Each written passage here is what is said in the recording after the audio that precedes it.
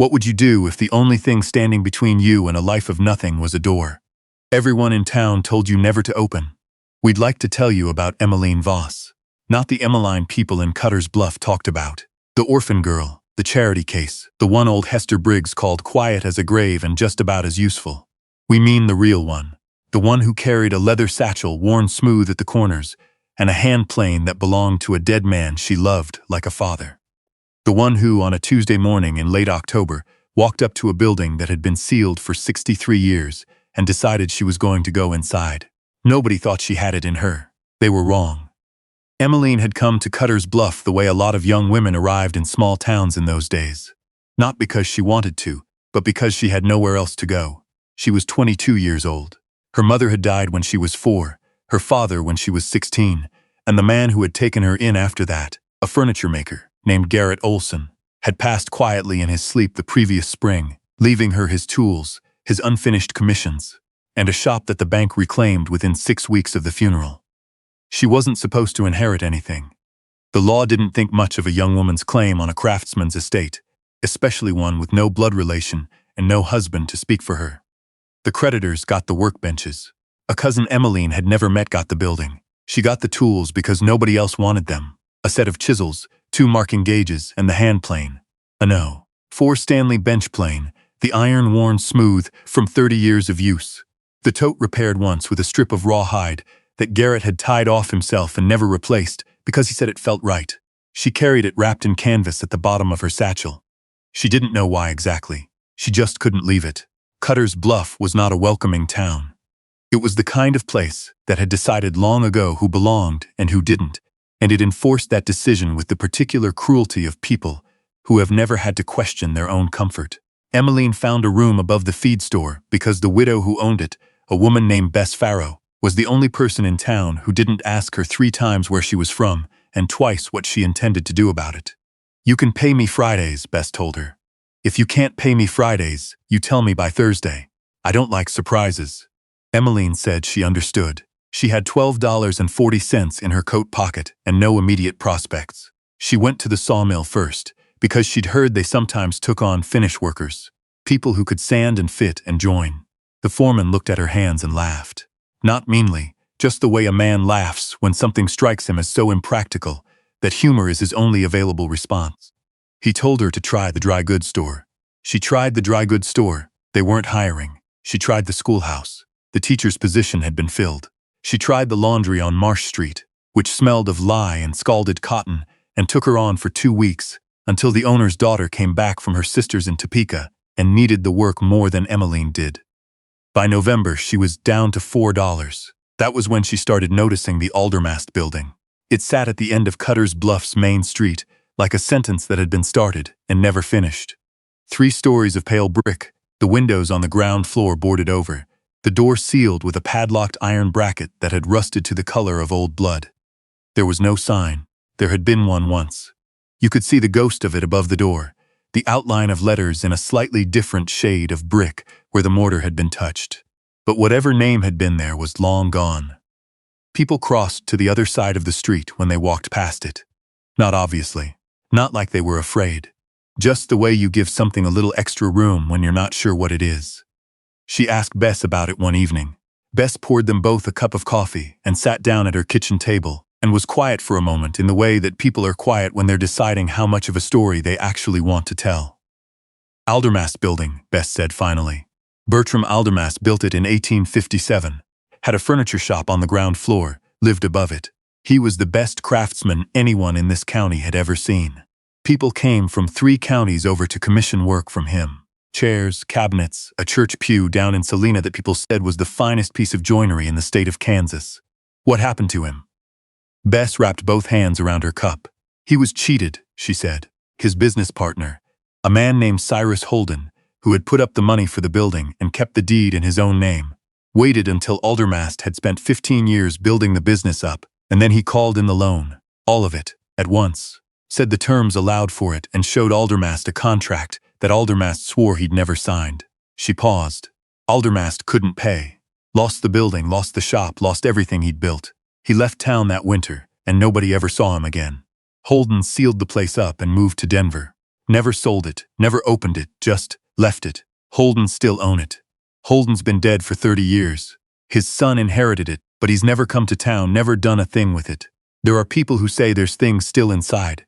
Tools, inventory, furniture, Aldermast was working on when he got the notice. But nobody's gone in. She looked at Emmeline over her cup. Nobody local would buy it if you offered it to them. They think it's cursed. They think anyone who profits from Aldermast's bad luck will come to bad luck themselves. Emmeline thought about a furniture maker who had built something beautiful and had it taken from him by a fraudulent contract. She thought about Garrett Olson, who had built something beautiful and had it taken from him by a bank. "What's the name of Holden's son?" she asked. Bess looked at her for a long moment. "His name is Edgar Holden, and he lives in Wichita, and I'll tell you right now that whatever you're thinking, I've had this coffee cup for 12 years, and I don't want to be holding it when you tell me. We should tell you something about Emmeline that the people of Cutter's Bluff didn't know yet.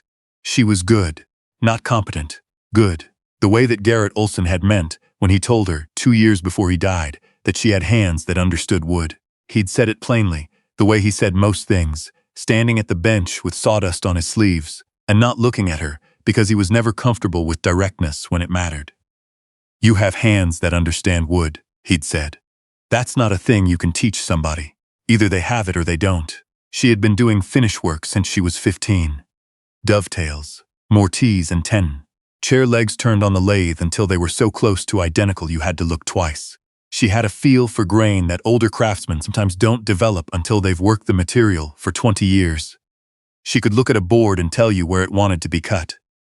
She could feel a joint that was off by a hair and find it with her fingertips before she found it with the square.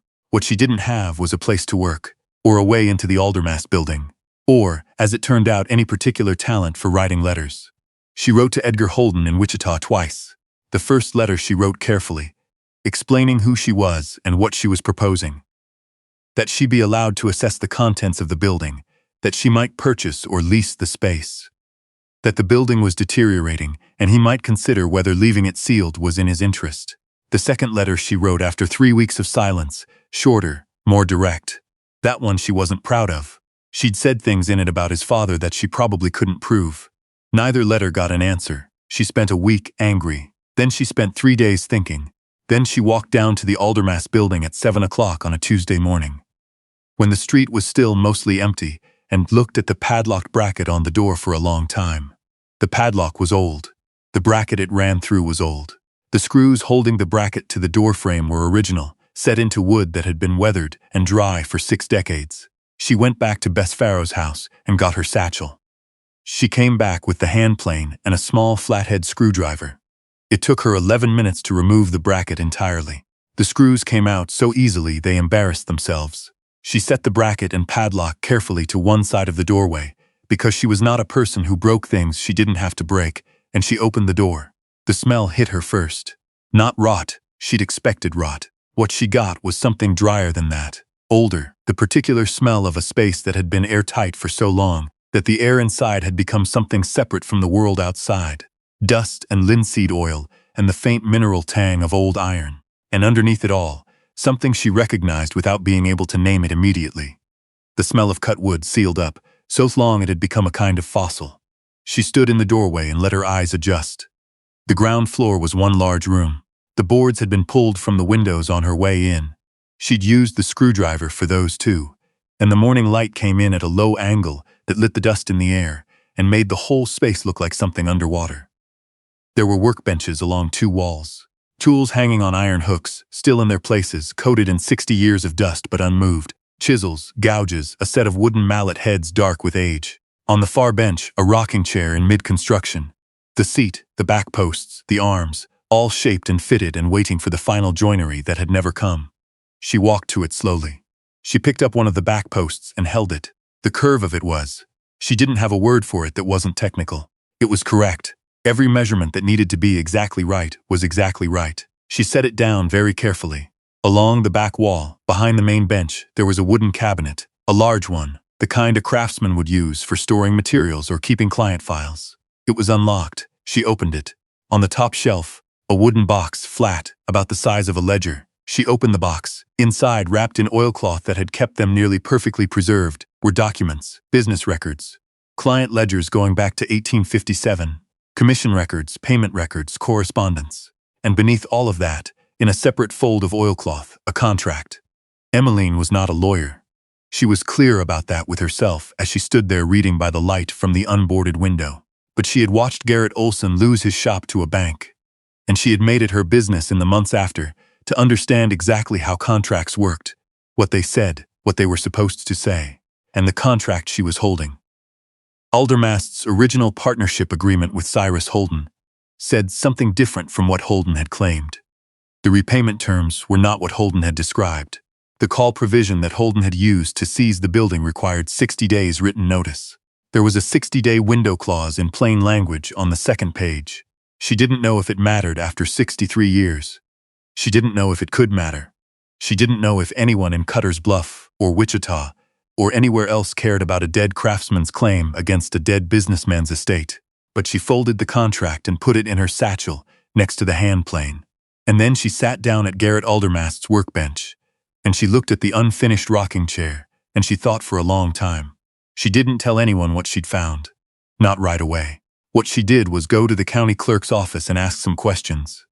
She did it the way she did most things, quietly, carefully, without announcing what she was after. She asked about property records. She asked about estate transfers. She asked, as a hypothetical, whether a fraudulent contract used to seize property could have any bearing on a descendant's claim to that property 60 years later.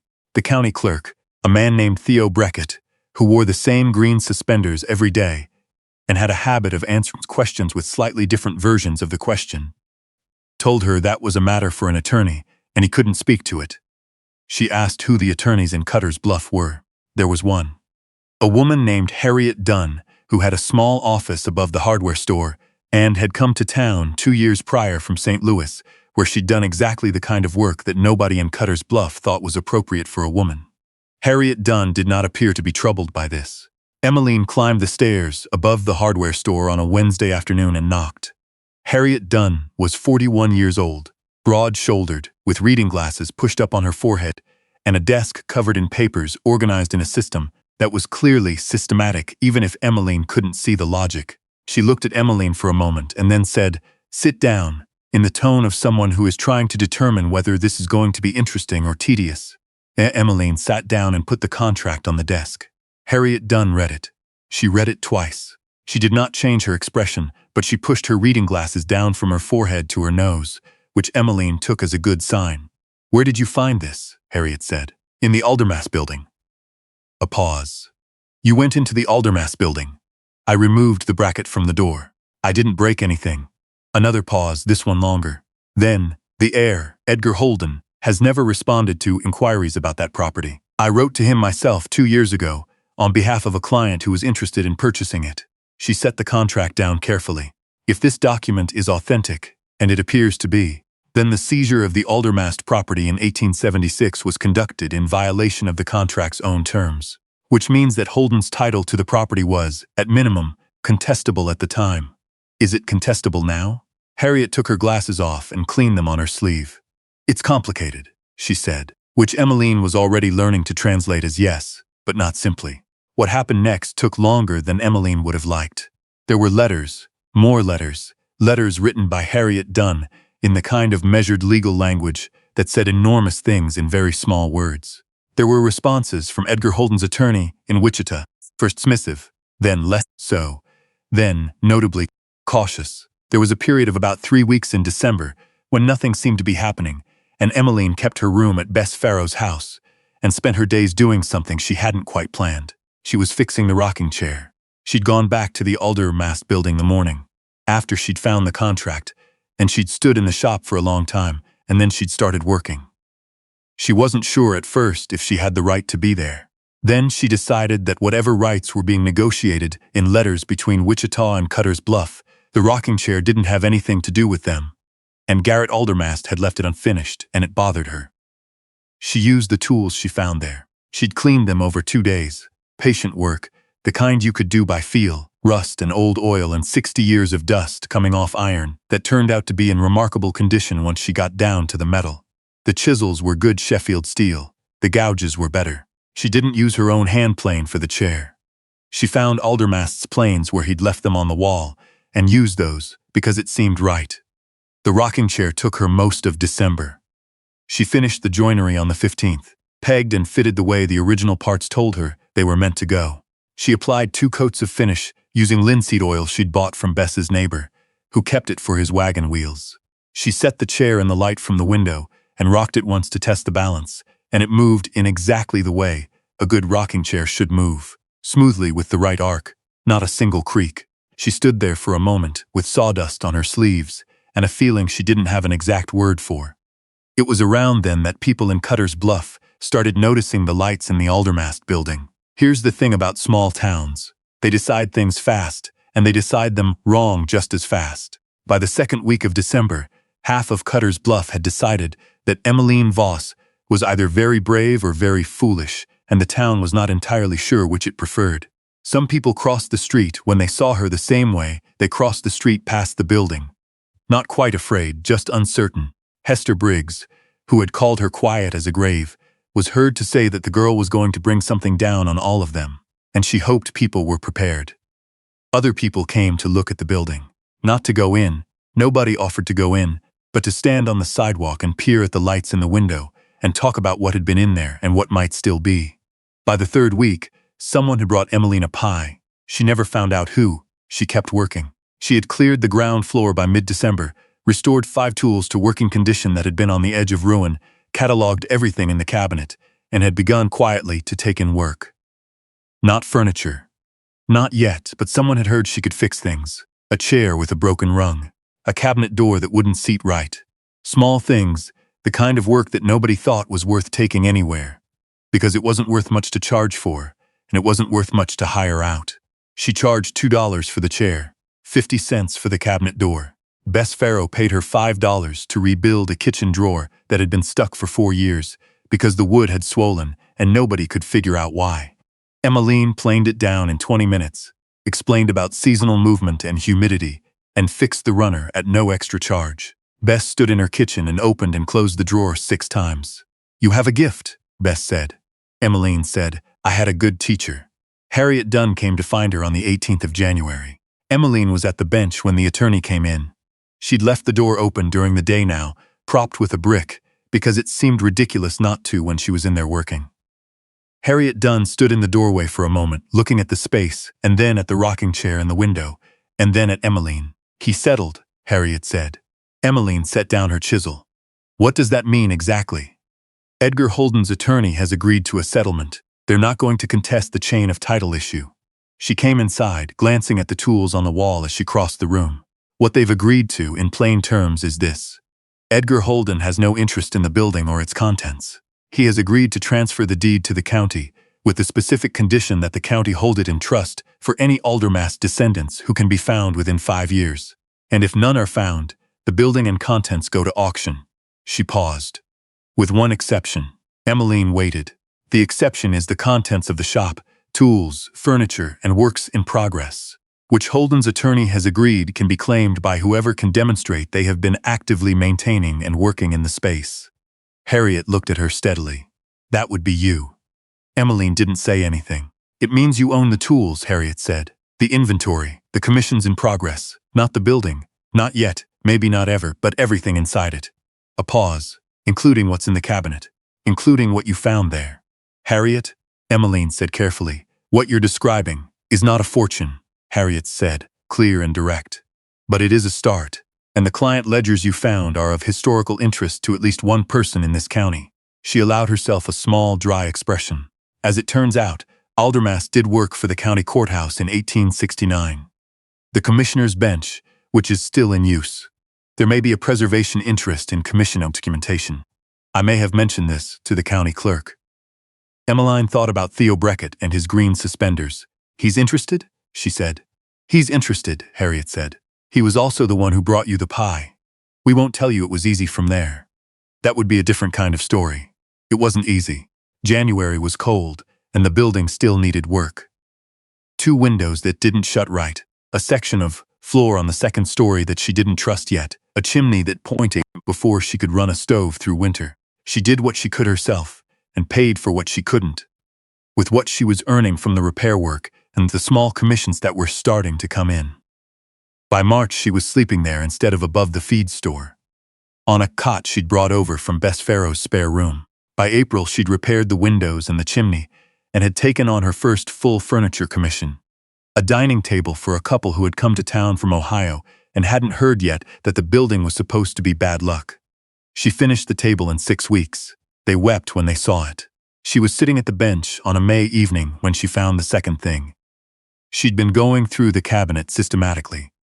She thought she'd finished, but the lower shelf had a false back, the kind of concealment a craftsman might build for important documents or private records. She found it when she was feeling the interior dimensions and noticed that the cabinet was 4 inches shallower inside than outside. Behind the false back, a smaller box. Inside the smaller box, a folded piece of paper, a daguerreotype in a leather case, and 23 gold Liberty coins, each one dated between 1858 and 1875. She sat on the floor of the Aldermast building for a long time with the coins in her lap. The folded paper was a letter.